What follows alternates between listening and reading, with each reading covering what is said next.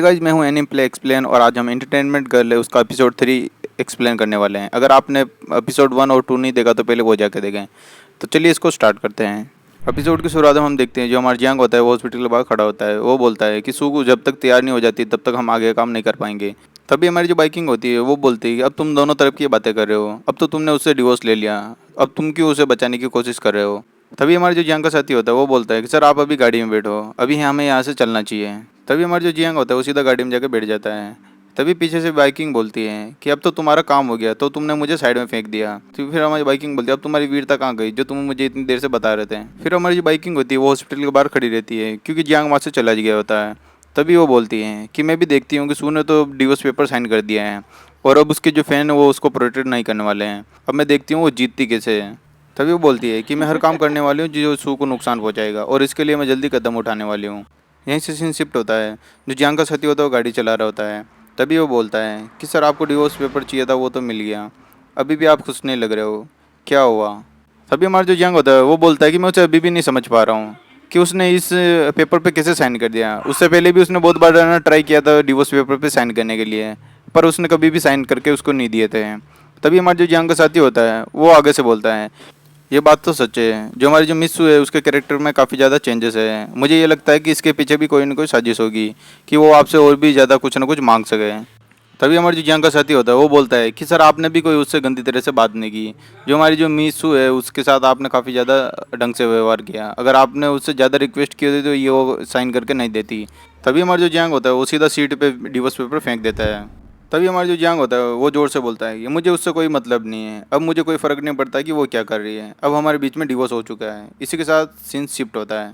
अब सू को हॉस्पिटल से छुट्टी मिल गई होती है तो एक वो बंगले के सामने खड़ी हुई होती है क्योंकि जो बंगला वो सामने देखती है उसे वो डिवोर्स पेपर पे साइन करने के बाद मिला होता है। सू अपने हाथ में पेपर लिए हुए खड़ी होती है। तभी उसे आगे करके देखती है, जो एड्रेस लिखा हुआ वो मैच हो रहा नहीं हो रहा, उसको चेक करने लगती है।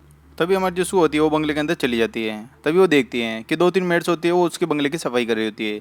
तभी वो बोलती है हेलो एवरीवन, मैं वापस आ गई। तभी जो मेड्स होती है जो उसको देख के काफ़ी ज़्यादा चौंक जाती है। तभी उसमें से एक मेड बोलती है कि हाँ ठीक है तुम आ गई हो। कि तभी हमारी जो सू होती है वो बोलती है कि ये मेरा ही घर है, सही है ना।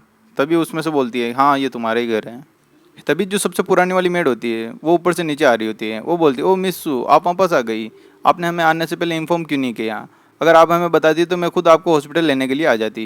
तभी हमारी जो सू होती है वो बोलती है शुक्रिया। फिर वो बोलती है कि मैं आपको परेशान नहीं करना चाह रही थी। तभी हमारी जो मेड होती है वो बोलती है कि हमने सुना है कि आपकी मेमोरी लॉस हो चुकी है, पर आप चाहो तो मुझे वो बुला सकते हो।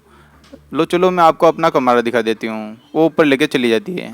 तभी जो पीछे से 2 मेड होती है वो आपस में बात करती है कि ये देखा तुमने, ये कितनी इडियट सी लग रही है, मुझे लगता है कि ये हमारे जो बंगले में कोई और आ गई है। तभी जो दूसरी मेड होती है वो बोलती है हाँ मुझे पता है, पर मुझे ये लगता है कि ये मेमोरी लॉस का बहाना कर रही है, पर मुझे नहीं लगता कि इसके अंदर कोई चेंजेस आए होंगे। यसु होती है अपने कमरे में पहुंच जाती है। जो उसकी मेड होती है वो बोलती है कि वो रहा तुम्हारा बाथरूम और उसके अंदर ही कपड़े तुम्हारे, तुम सबसे पहले शोर ले लो फिर उसके बाद तुम आराम कर लेना।